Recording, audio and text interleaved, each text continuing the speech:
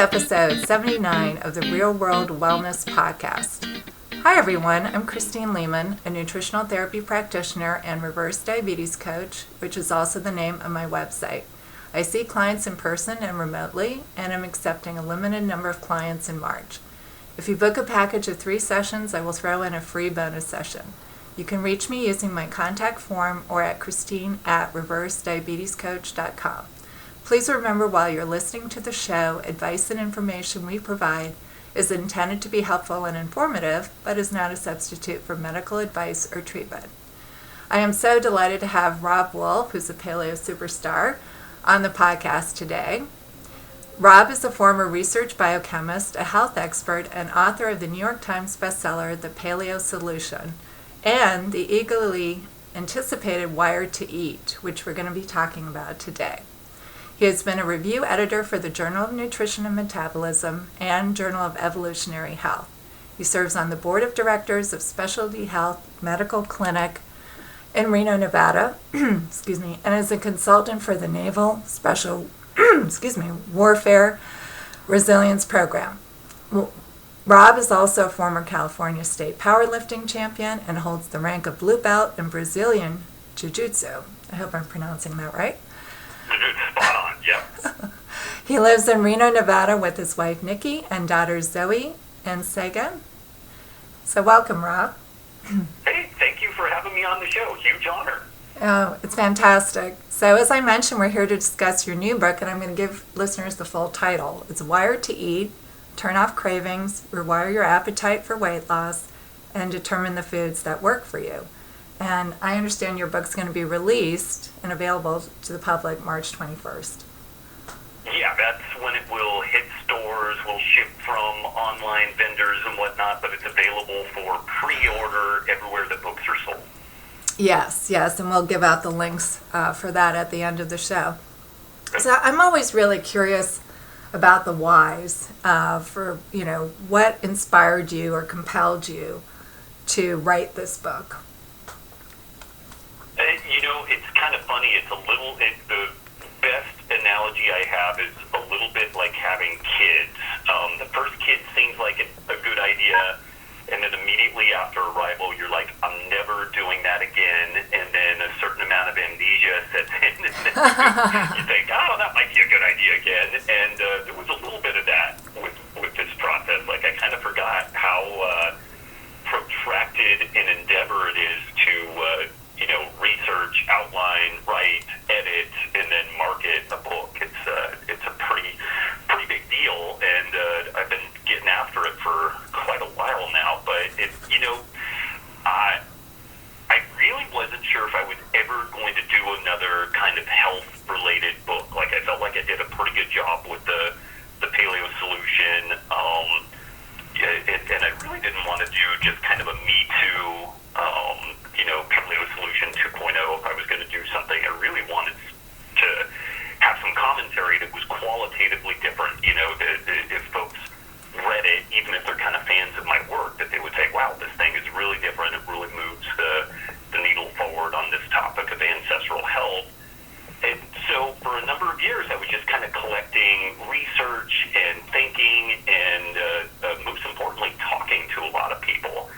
And one of the big things that I observed, and this is where I'm kind of a knucklehead, and it takes a while for me to really clue into things, but for years, when I talk to people about this whole process of dietary change and lifestyle change, frequently people would say, this just feels hard, and I feel like there's something broken in me because it's hard. I feel like if I was a better person, or, I had more moral fiber or whatever, that I would be able to do this stuff easier. And I would say, oh, no, that's silly.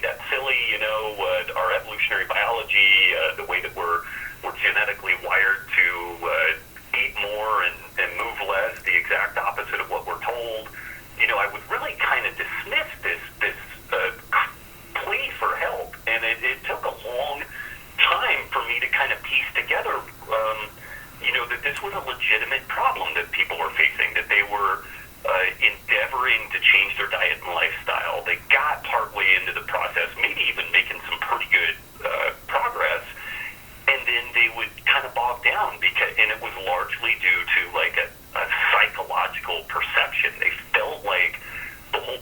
should be easier, and when it wasn't easy, they felt like there was something wrong with them, and they were just a failure, and they might as well give up and, not even bother doing this whole thing. And a paper popped up on my radar about 3 years ago, was talking about the brain evolution and the omnivore's real dilemma. It was really, really an articulate treatment of the neuro-regulation of appetite, this concept of optimum foraging strategy, which is basically an accounting or tool that discusses, the way that any organism needs to approach obtaining energy and food. You need to get more out of your environment than what you spend obtaining it, or the critter is going to die. It's kind of like driving your car further than what you have a fuel tank storage for. You're going to run out of gas at some point. And when you look at human physiology, and particularly the neuroregulation of appetite from this perspective of this optimum foraging strategy, you understand that we have to be wired to desire and to work towards the process of eating more and moving less. And that's how we were successful in the past. But today we live in an environment in which we can work from our home, order food to our front door, cook it in a microwave, never go outside, barely do any physical activity. And on the one hand, from this optimum foraging strategy standpoint, we have won that thing. It's like we really can eat more and move less now, but we've pushed that equation so far in that direction that now we end up with diseases of affluence, type 2 diabetes, cardiovascular disease, neurodegenerative disease, just carrying too much weight. And so this is a long-winded answer for, why I wrote this book. I had this, what I felt like was a pretty good insight from this paper talking about the neuroregulation of appetite, and it really made the point that if you live in this modern world and you find it difficult to decouple yourself from really tasty, hyper-palatable foods, the constant entertainment and social media distractions that we have, if you find it difficult to decouple from that, you should not be surprised. That is totally normal and completely reasonable, and it's not your fault. That's not to say that we just accept our situation, but we hopefully can diffuse all the emotionality and the guilt and the drama around this topic of diet or lifestyle change, and then we can at least start at a spot where we're not hamstrung by that sense of guilt and failure. There's probably going to be some hard work here, but you wouldn't expect anything different than that. Somebody starting a PhD in computer engineering, it's like, is that going to be a lot of hard work? Yes. It's not going to be surprising. Even for a brilliant individual, it's going to be a lot of hard work. But, if we can get people just kind of emotionally in a spot where they understand that it's not their fault, then I think that we stand a much better chance of getting folks going in a good direction. Mm-hmm. Now, it sounds like you think the research has evolved since your first book, The Paleo Solution, came out in 2010. Is that, were you also compelled by the amount or the quality, hopefully, of the research that's been coming out since then? Oh, sure, yeah. And I mean, the bugger about writing a book is you take yourself offline largely for a year to 2 years. Like you kind of have to draw a boundary around what you are going to discuss, and then you literally start getting dumber than your peer group because you're just focusing on just this chunk of material, and there's been a massive amount of research in the gut microbiome and the neuroregulation of appetite, in a topic that I really go into quite a lot of detail in the book, which is personalized nutrition. And this is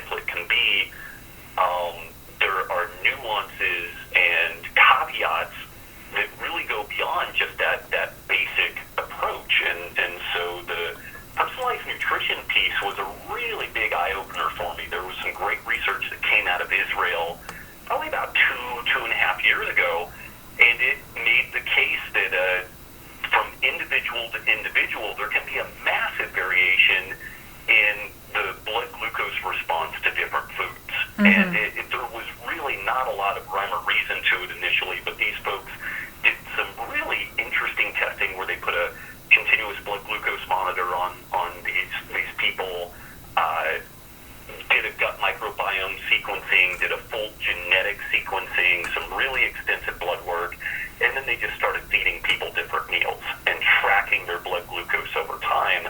And they initially didn't see a lot of patterns to the story, things that you would think would consistently produce a high blood glucose response, like white rice or white potatoes. Some people had a big response. Some people had almost no response to that.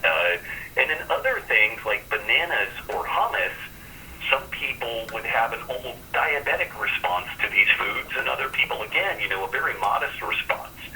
That's and interesting. What they did is they took a machine learning algorithm and set it loose on all of this just monumental amounts of data, and this machine learning algorithm started finding patterns between the genetics, the gut microbiome, and the way that people responded to the meals that they were given. And based off these responses, they were then able to take a different group of people, do the genetic sequencing, do the gut microbiome sequencing, and then based off that, then they said, okay, we think that because you look like ABC, you should eat foods XYZ to have a favorable blood glucose response. Or conversely, if you eat these other foods, you're going to have an unfavorable blood glucose response. And the results were just bang on. Like, it was just totally spot on.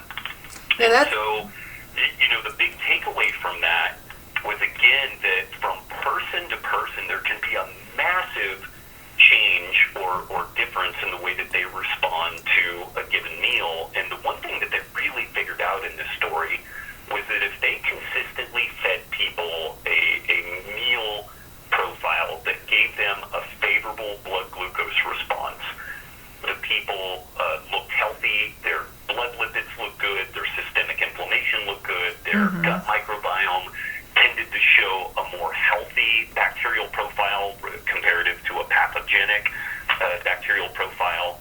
And again, though, the takeaway was that it was incredibly individualistic, and we couldn't, we can start off with some big picture topics like eat a largely whole, unprocessed diet, avoid vegetable oils, avoid excess sugar, and then from there it gets, that's like the 30,000-foot level, and then from there it starts getting granular as to what we need to do to find out the specific needs for each individual. Right, and I like that you have some tools in your book to help people kind of figure that out, because, not everybody can strap a machine on and do this kind of sequencing, Right. Yeah, and, in the book I'm pretty proud of it. I have a pretty solid triage process to help people figure out where they are on the general insulin sensitivity, insulin resistance spectrum. And it's a combination of both subjective kind of observations, like how do you feel between meals? What's your mental focus like? And then also more objective measures like hip to waist ratio, blood pressure. And I do also make some recommendations about getting some basic testing done, like fasting blood glucose, A1C. Absolutely. A lot of these things you can go to your local pharmacy now, and like I just bought a A1C test kit, which basically gives you a snapshot of what your blood glucose has been on average over the last 3 months. And exactly. It's like $30 to get 2 of these kits, and they're remarkably accurate. So there's a lot of, I give people kind of a sliding spectrum of what they can use, and I do really like people to get attuned to that subjective stuff. Like, how do you feel when your blood sugar goes high and then it crashes low? Like, do you experience some cognitive fade? Do you have some anxiety or, some nervous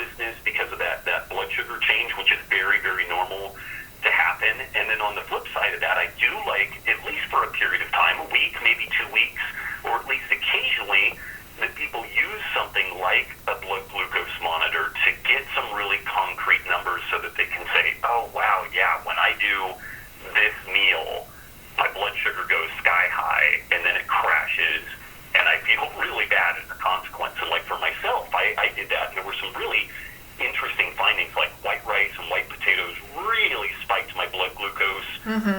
Some things like lentils, like it barely altered my blood glucose levels. What were some other interesting things? Yams and sweet potatoes, interestingly, gave me some pretty high blood glucose response, but bananas, even really ripe bananas, did not. And my wife, she would eat the same amount of rice that I did, and she's smaller than I am, so like you would expect her to potentially have a higher blood glucose response just based off of kind of dilution, factor, but she had a barely perceptible increase in blood glucose from white rice and white potatoes. And then a couple of other things, she had kind of wacky high blood glucose responses. And this, again, we've kind of noticed this over time. Like, I am 100% gluten-free because a gluten exposure will make me super sick, but I'll have a little bit of rice, I'll have a little bit of beans, a little bit of corn tortillas, which really makes going out to Mexican food kind of nice every once in a while. Yeah. And my wife and I will eat effectively the same meal. And if I go overboard on that meal with regards to the carbohydrate intake, I am crushed. Like, I can barely keep my eyes open. I'm, foggy-headed, lethargic. And I'll ask my wife, hey, do you feel kind of carb-headed or whatever? And she's like, yeah, maybe a little bit, but it affects her for like 30 minutes. And I'm feeling that for 3 days after that. And we really saw this story played out when we got more objective with the blood glucose monitoring, and it was really an eye-opener. So even though it's a little bit of work, it is something that I have found clinically to be really quite valuable for people so that they can really get a solid sense of what they do well with and what, they either need to do a very modest amount of carbohydrate, or maybe they do better not having it at all. Right. And I think, this notion that you don't have to do a one-size-fits-all, because, anyone who's dealt with clients over time knows that, some people have real attachments to certain food. I mean, I even have a question in my questionnaire about what 3 foods are you not willing to give up. And while I might be able to persuade them if one's really unhealthy, we might work on that. But if, for example, hummus, which, is made from chickpeas or garbanzo beans, then that may be fine. I had one client who just told me flat out she wasn't going to give that up. Right. And the question really was, did she need to? From what I'm hearing, and so I like that idea. I mean, I try to work with clients anyway and be a little flexible when I can, but going back to that notion of, how strict do people have to be on the paleo diet? Is it really necessary? And from what you're saying, it isn't necessary 100% of the time for every single person. Yeah, and that hummus topic, though, is really interesting because if you look at it just from a chemical constituent standpoint, it's mainly protein and fat and fiber. Like, there's really not much effective carbohydrate in there. But interestingly, when this group out of Israel ran folks through these batteries of tests, hummus was about 50-50 in that about half the folks that ate it had a very nice blood glucose response. About half the people that ate it had a remarkably elevated blood glucose response, and more elevated than what could be accounted for with just the carbohydrate content. And although they didn't test for this, I had a chance to talk to some of the researchers. I suggested that the blood glucose response was an outgrowth of a stress response because these folks had some sort of a food intolerance going on with the hummus. And we don't know if it was the chickpeas or the garlic or the parsley or, there's different things in there, but they were clearly having some sort of a stress response, which was then elevating their blood glucose. And so hummus was one of those things, even though I'm like the paleo guy, if somebody didn't have an autoimmune disease, I'm like, oh man, knock yourself out. Like, hummus is going to be a total win across the board. And that was a big eye-opener for me. That, within this group that they tested, which was 800 people initially, and then follow-up groups of 100 and 150 and whatnot, it was consistently inconsistent. About 50% of the folks had an unfavorable blood glucose response to that hummus. exactly. So that's really interesting, too. And were there any other findings like that that kind of surprised you? There was the cookie banana paradox, which was that a couple of patients, the individual would eat. They did a really nice job on this, where they matched the amount of effective carbohydrate in all these samples. So, like, if they had a cookie, they ended up with 50 grams of total carbohydrate minus the fiber. If they had bananas, they had 50 grams of effective carbohydrate minus the fiber. But there were some folks that would eat bananas and had a completely reasonable blood glucose response.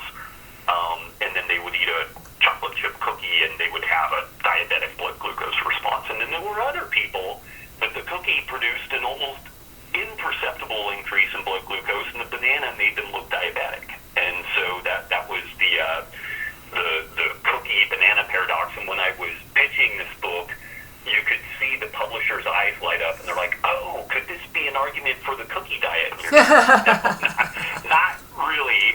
It's not that simple. And they wanted, well, are people banana or cookie profiles? And they really wanted to put this thing into a super overly simplistic kind of categorization, which I had to fight them tooth and nail on. It's like, no, this is one situation. There are cookie and banana profiles. But it was pretty funny. But those were very interesting. Those were some pretty interesting findings. Yeah, it sounds fascinating. And I think, what we're getting at is you still want nutrient density, And absolutely, yeah. Yeah. Now, you know that the mainstream media and medical establishment tells us we need, quote unquote, a healthy relationship with food, but you take a different angle in your book on this. So do you want to talk about that?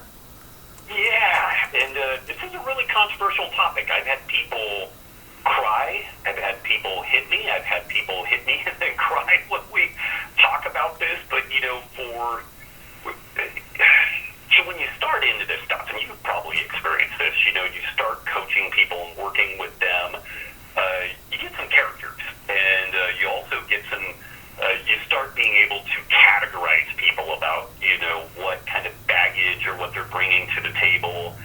And I was, out of a given 100 people, there were a certain percentage of folks that in chatting with them and working with them, there was this discussion that was coming from these people that they were working towards having a healthy relationship with food. Like they had either perceived or real some sort of, eating issues, and so part of their process now was that they were working towards having a healthy relationship with food, which sounded really kind of, folk wisdom accurate. It's like, okay, that seems reasonable.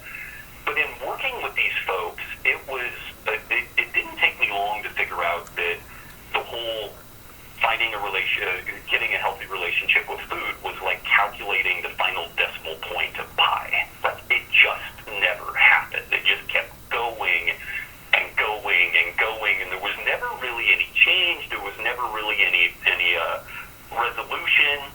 And as I started really digging around, what I noticed, and I'm not a psychologist, I'm not a psychiatrist, I'm not a therapist, but I'm also not a complete idiot. And what I discovered, and I've gotten a little bit of validation out of the psychological research and literature, but what I pulled down out of this was that these folks had something happen in their past. There was some hurt, there was some abandonment, there was some situation that caused them to then use food as kind of a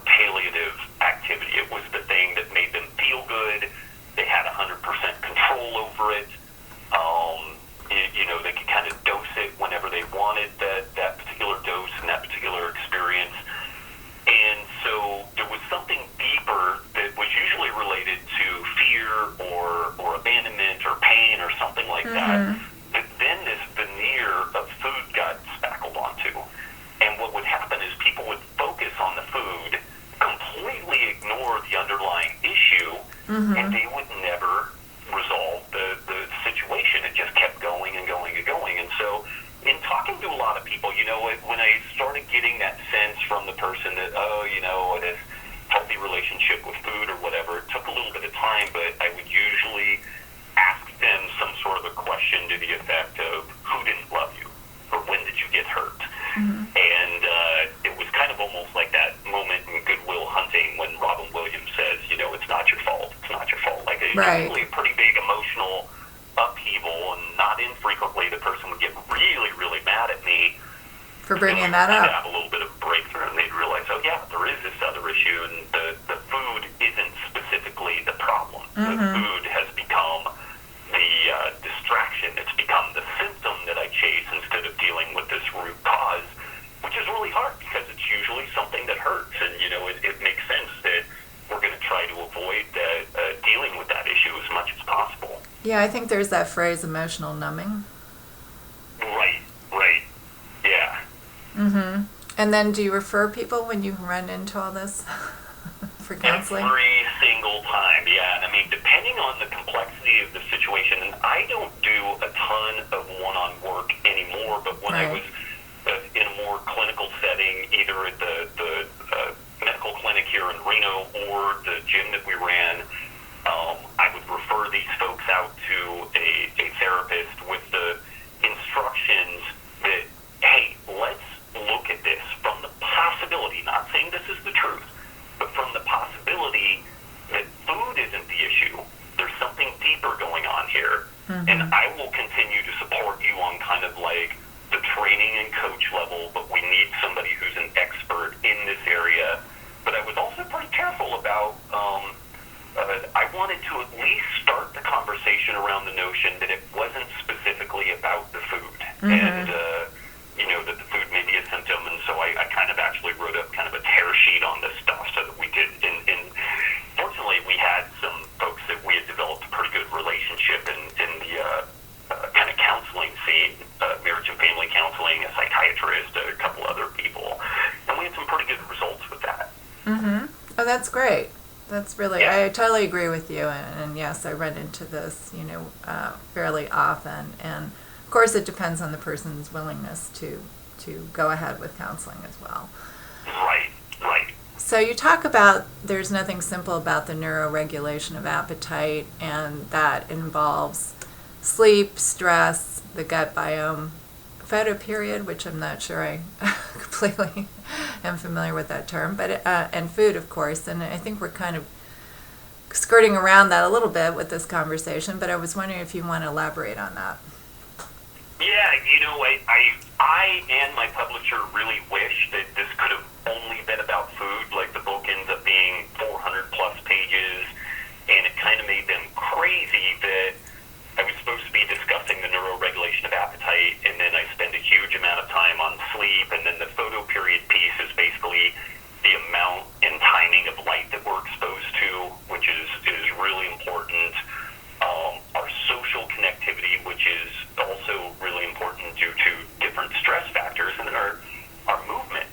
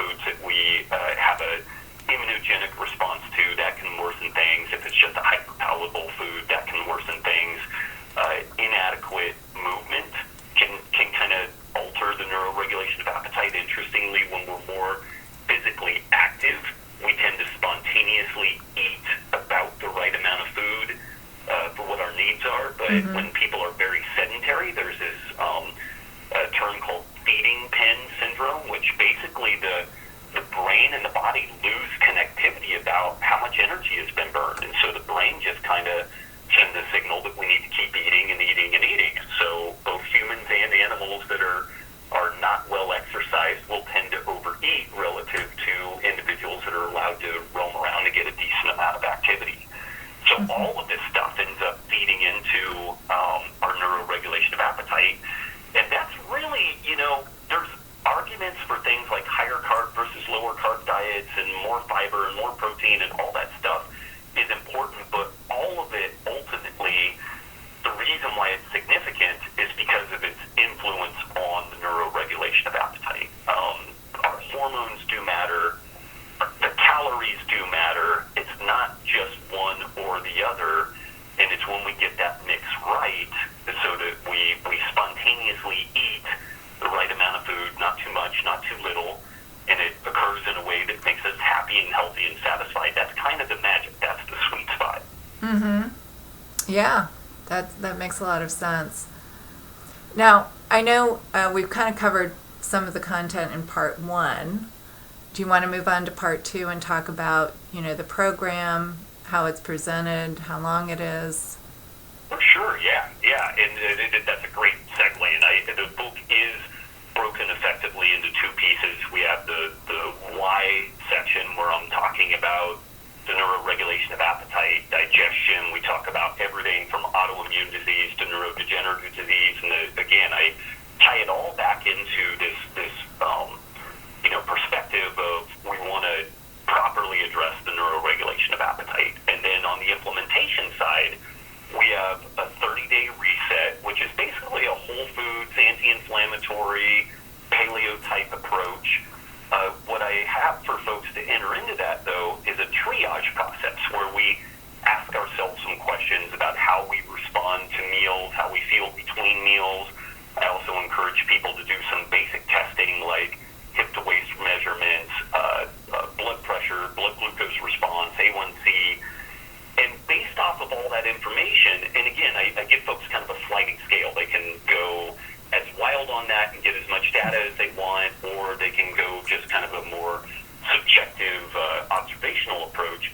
But what this process does is it gives people a sense of where they are on the insulin sensitivity, insulin resistance spectrum. And that's going to kind of drive the boat to some degree about how aggressively they go into that 30-day reset on the lower carb side or on the more moderate carb side. And for people that are insulin resistant, it's pretty clear from the literature that they tend to do better with a lower carbohydrate intake, at least initially. But some people, and this is kind of talking specifically about kind of fat loss and weight loss, and so we have other health issues that are woven into this, but we'll just kind of talk about fat loss and weight loss here as a standalone items. There are some people that are overweight but insulin sensitive. And these are the folks that seem to do really well on almost kind of a classic bodybuilder fitness type approach, like moderate to high protein, moderate to high carb, lowish fat.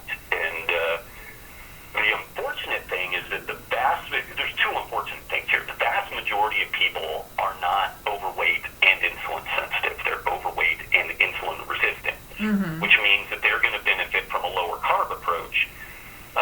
So we need to find the right application there. But then also there's maybe 10% of the population that is overweight but insulin sensitive, and throwing them on a low carb diet is probably not going to work particularly well. They're going to feel pretty bad. They're not going to get the type of results that they would get with kind of a classic low fat, moderate to high carb, moderate to high protein intake. So it is really important that people do a bit of vetting at the front end of this so that they can figure out where they fall out on this. And it sounds really complex, but in the book it's super easy, and I take folks step by step in the process of asking these questions and documenting the things that will help them make a decision.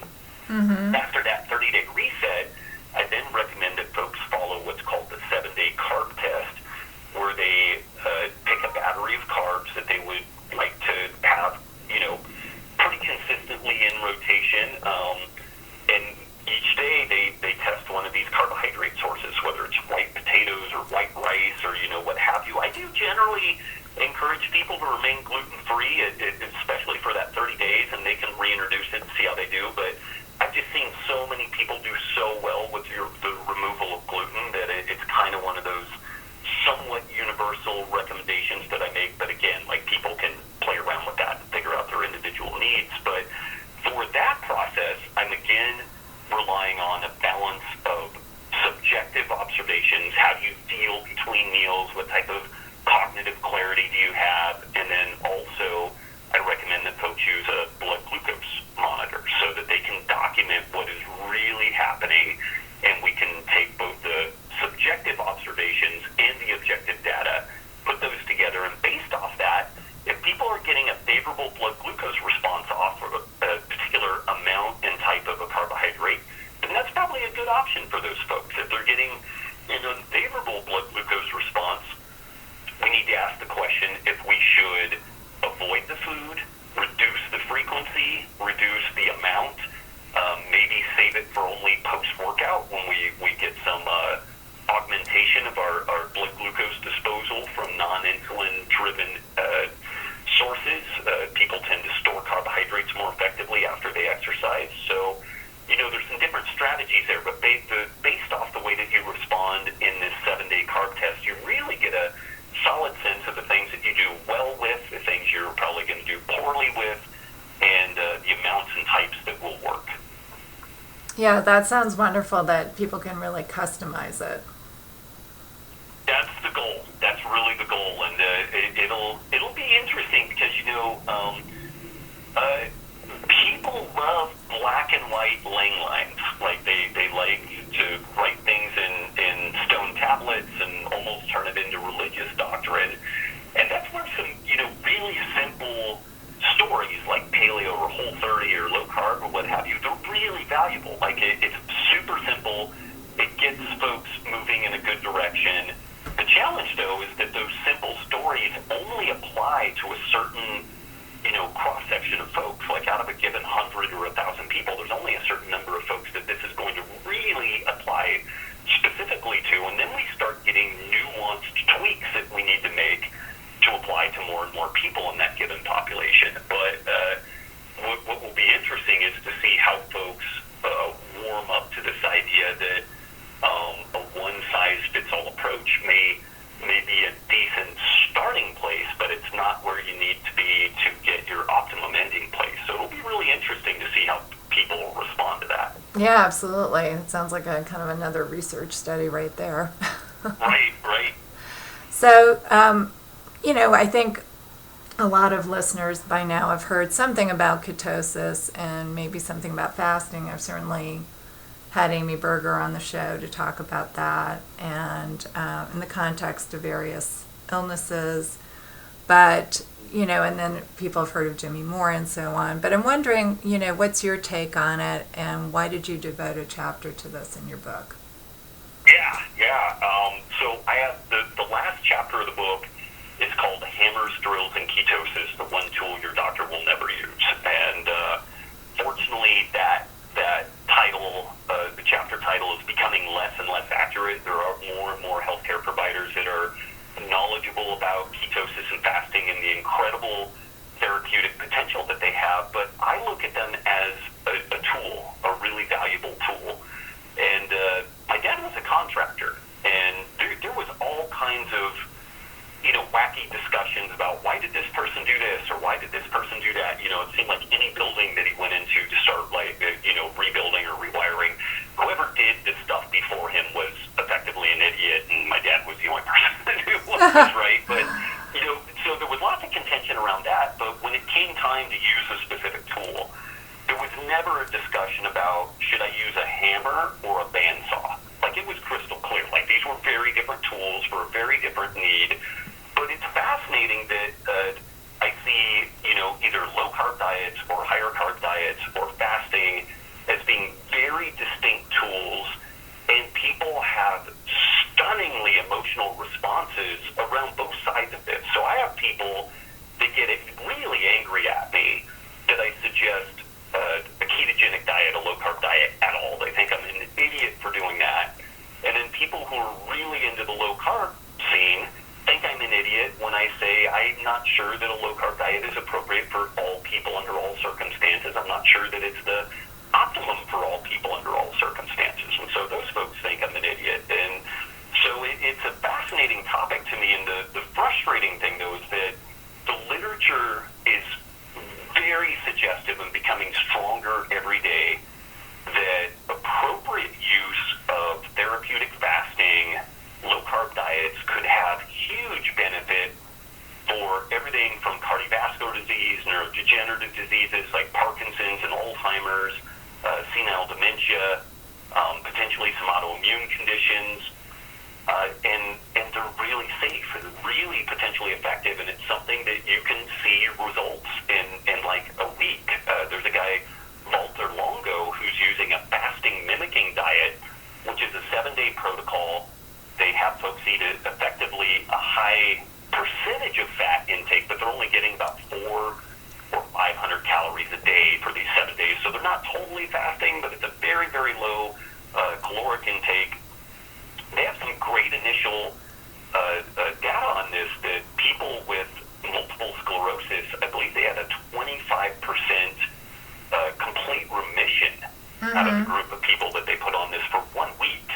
And then they followed up subsequently with what they call the Mediterranean type diet. And I would be really interested to see how folks would do if they followed up with an autoimmune paleo diet, which would be maybe an additional refinement on this. But that's a remarkably small ask to have people fast for 5 to 7 days, and then you've got a 1 out of 4 chance that you may be completely in remission from a condition like lupus or rheumatoid arthritis or multiple sclerosis. Out of the remaining 75%, there were significant improvements in their situation and their symptomology, and so maybe they need to go 3 or 4 months and then do a second round of this, or again, maybe they need to do autoimmune paleo approach. Maybe the folks that responded well had good vitamin D status, and the folks that didn't respond well had poor vitamin D status. Like, there's a lot of different variables there, but for crying out loud, this is a potentially fatal condition. It's a crippling condition. The chemotherapeutics that we have for it are appallingly ineffective, and we have a 1 out of 4 resolution in the studies that have been done to date, and then remarkable improvement for the remainder of the folks. So we have lots of examples of ketosis and fasting being really, really potentially beneficial, but we also have situations in which they may not be the best fit. Like I've seen folks that are 6-day-a-week CrossFit diehards. They're training just about every day. They are eating low carb, and then they decide to intermittent fast, and it's just too much. Each one of these things, the intermittent fasting, the low carb, the training itself, all of those are stressors. And each of them individually may be a beneficial stressor, what we call a eustress, but the tsunami of all of them together ends up just taking the person down to the kneecaps. And before they know it, they've got low thyroid output, and their hair is falling out, and there's all kinds of problems.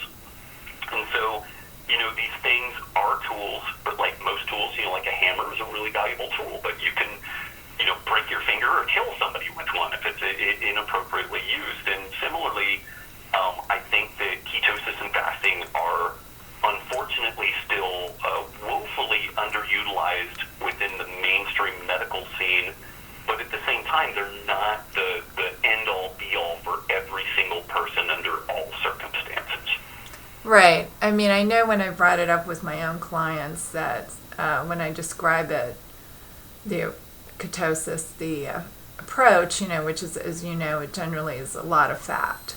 That, when they realize how much fat they have to eat, sometimes they're just completely turned off. So I usually keep that, I know there's been some research that shows it's beneficial for people with type 2 diabetes and insulin resistance. So I do keep that as an option, but I usually try to go a little bit more, the paleo, the low carb approach, especially when I know they almost always have insulin resistance. So right. To me, that seems a reasonable approach. That's part of it. It's a really good point. That's part of the way that I laid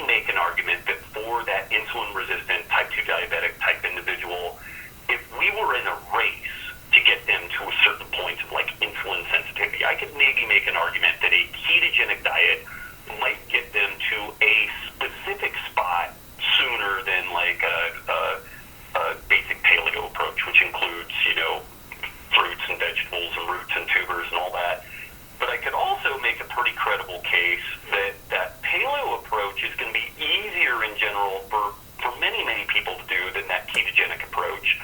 And also, if we were to look at this a year or two down the road, there's probably not going to be any difference between those two groups. I mean, the ketogenic approach may start you off much faster, but where we finish may ultimately not be that much different. The ketogenic approach is definitely more restricted, and I think in some ways more challenging. But even that said, there are some people that those really tight lane lines are exactly what they need to be successful, and so I'm hesitant to even paint that in an overly negative light. Like some people, there's a saying that perfect abstinence is much easier than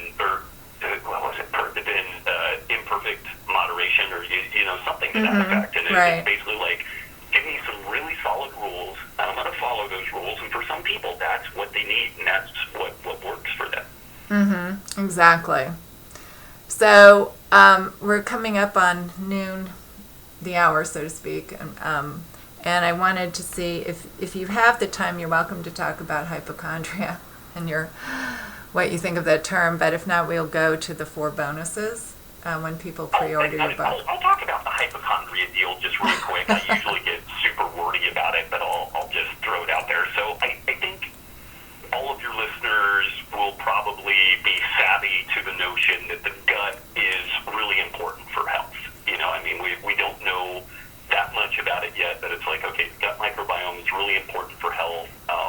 Socrates, who's generally credited with being kind of the father of Western medical thought, is credited with saying all disease begins in the gut. So that's something to just kind of like, okay, that's interesting. And then we have this term hypochondria, which is usually applied to the recalcitrant patient. Today their foot hurts, tomorrow their belly hurts, the day after tomorrow their head hurts, and it's just this rope-a-dope of non-specific issues. And what's interesting to me, and I don't know where or when this popped into my head, but I'm kind of a student of like the history of words, and I like what's the language root that these things come from and whatnot. And so when you deconstruct hypochondria, hypo means below, chondria means joint or cartilage, or more broadly, the ribs. So hypochondria literally means below the ribs, which is the gut.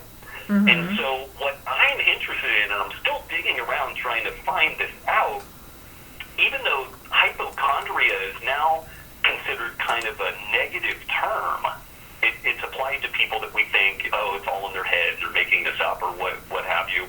But if we've discovered anything over the last 10 years, people who have gut issues, people who have gluten intolerance, they have so many different problems going on, and it takes 10, 15, 20 years oftentimes for a final diagnosis to be applied to this whole thing. So I'm curious if the term hypochondria initially was an acknowledgement that, hey, we don't know exactly what's going on, but it's probably got to do with the gut.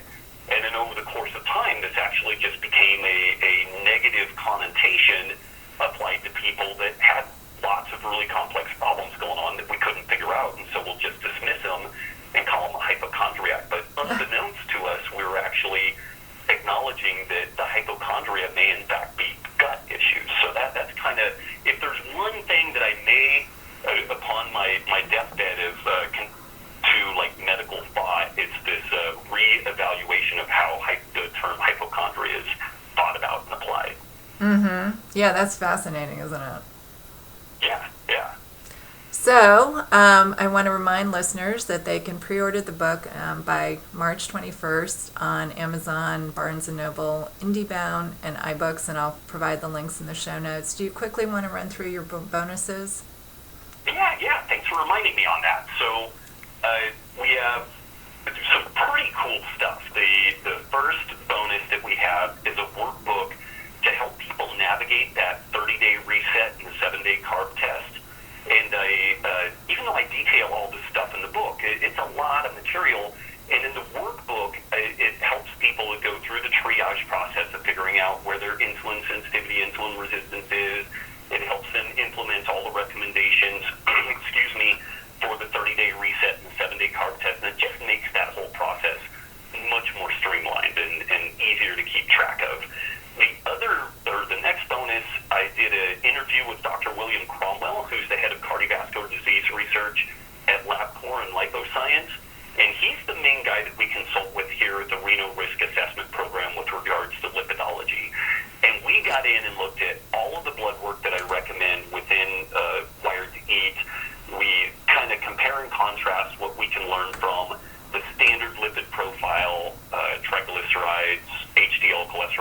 total cholesterol, etc.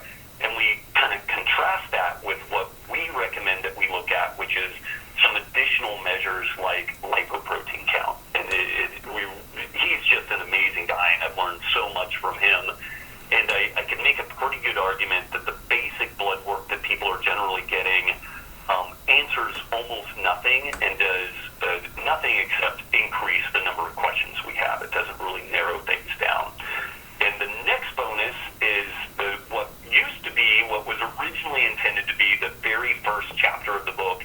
It's called Lies, Damn Lies, and Statistics. Yeah. And it's a historical accounting of how we've arrived at our current kind of social, political, economic situation of subsidized junk food, bad advice coming from the medical establishment, and I have a decent number of kind of jokes and one-liners throughout the whole book, but that first chapter, honestly, was some of my funniest material in the book, and when the publisher wanted to cut it out, it just slayed me, but then we came up with the idea of making it a bonus, and if you end up buying the book and you read that chapter first, it really sets the stage for understanding, oh, this is how we got to this whole thing. And, it even relates back to some crazy stuff of Richard Nixon taking us off the gold standard and fiat currency and him trying to appeal to the heartland of the farming constituents to get him reelected and stuff like that. There's some really fascinating kind of investigative reporting that I did on that. I'm pretty Wow. thankful with that. And then the final bonus is an offer from Thrive Market. If folks aren't familiar with Thrive Market, they are kind of like a Whole Foods online, but mainly looking at the non-perishable items. You would get it like a Whole Foods or a Sprouts, but you tend to get things from them at 30 to 50% off of retail. And what Thrive Market has done is they've offered a $20 gift card for folks that pre-order Wired to Eat, but it expires midnight of March 21st. So that one is going to have a really narrow window of time. I think that we're going to extend the other bonuses beyond just the March 21st. Like, we're going to extend it through that first week of sales and release. But that Thrive Market bonus will go away midnight March 21st. Okay, well, that's good for listeners to know. And I love that you included that, because that just makes it even more practical, for people. Yeah, and you know what I completely forgot to mention? So within this Thrive Market situation, I curated a list of what I would buy to fill out your pantry. So that's the whole thing to that thing I completely forgot. So it's, in the book, I recommend that you need to clean out your pantry, and then you need to actually, buy some stuff to fill it back up. And so I pull from the Thrive Market offerings all the things that I would pull out of their ecosystem to use to fill your pantry. Right, and people can order it online, so it's really easy. Yeah, and it's still only available in the continental United States, so not available to Canada, not available to Europe and beyond, etc. But for the folks in the U.S., they can take advantage of that. Absolutely. And so to receive the 4 bonuses, once you pre-order your book, you email your receipt to wired2eat@gmail.com. And then you confirm the receipt and email the bonuses, right? That's it. Yeah. That's it. Yeah. And this information will also be in the show notes. So I want to thank you so much, Rob, for being on the Real World Wellness Podcast today. Oh, it was a huge honor to be here. Thank you. Oh, it was such a pleasure. We could go on and on, I'm sure, but I absolutely enjoyed talking with you.